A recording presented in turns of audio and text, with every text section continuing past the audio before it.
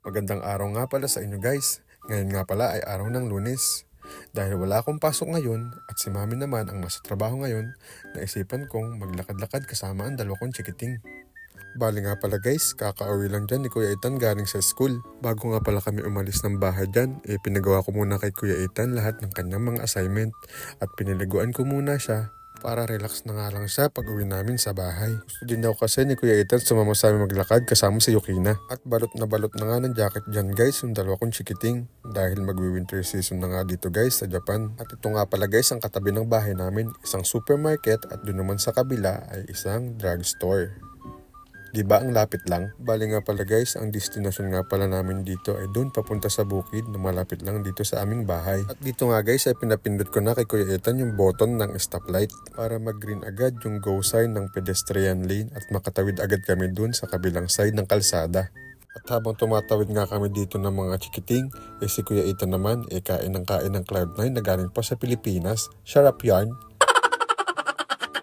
At dito nga guys sa nilalakaran namin ay may mga madadaanan ka mga lumang apartment na kung tawagin dito ay plok-plok. Kasi nga guys yung CR dyan basta uupo ka na lang sa butas. Na habang umi-ebs ka mapapaisip ka na lang kung may nakasilip ba dun sa butas o baka naman mamaya tuklawin ka na lang ng ahas. Bali nga pala guys, yung bukid na pupuntahan namin ay katabing-katabi lang ng release ng train. Kaya bawat mga dumadaan train kitang-kita mo talaga.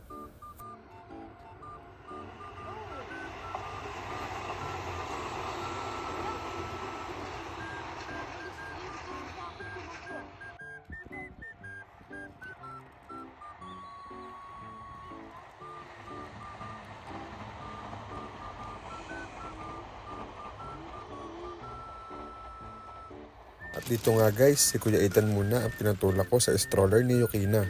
At habang ako naman ay sumusunod lang sa kanilang dalawa. At ito nga guys, ang isa sa pinakagusto kong ambience. Tuwing naglalakad ako ang pagmasdan ng ganda ng kalikasan. At namnamin ang simoy ng sariwang hangin. Pagkain yarn. At dito naman guys ay tuwan-tuwa sa labas habang naglalakad ang dalawa kong chikiting. At bigla naman akong napatingin guys sa ulap at may nakita akong isang eroplano. Napaisip tuloy ako kung kailan ulit kami makakauwi ng Pilipinas. Iba pa rin kasi talaga guys ang saya pag nasa sarili mong bansa. At habang naglalakad nga pala kami guys ay may nadaanan nga pala kaming isang farmer na nagtatanim ng mga gulay sa kanyang farm. Ganito nga pala guys ang mga Hapon sa Japan na kahit may edad na sobrang dedikado talaga nila sa kanilang mga trabaho. Pero may ilan ding magulang din talaga pagdating sa trabaho.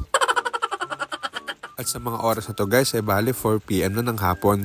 Pero guys tingnan nyo yung kalangitan parang 6 PM na ng hapon. At dahil nga lumalamig na guys ay uuwi na nga pala kami nito ng bahay. Mahirap na kasi guys baka sipunin pa at magkasakit pa ang aking mga chikiting. At dito nga pala guys sa nalalakaran namin ay minadaanan kaming isang irrigation kung saan ito ang ginagamit na patubig ng mga farmers sa kanilang mga bukid. Trivia yan, Kuya Kim, ikaw ba yan?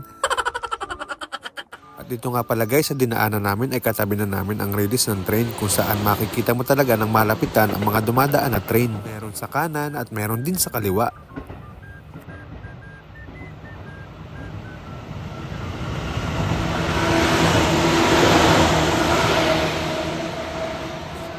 Bali dito nga guys ay pauwi na rin kami ng bahay dahil pagod na nga ang aking mga bata. At dito nga si Yukina ay inaantok na rin.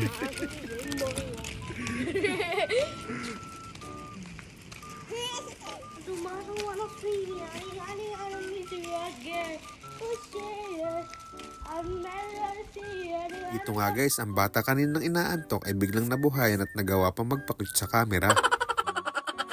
At yun sa wakas guys ay nakauwi na nga kami sa aming bahay. Maraming salamat nga pala sa inyo guys sa panonood sa aming mini vlog. At kita-kits nga pala tayo ulit guys sa mga susunod naming vlogs. Mata ne!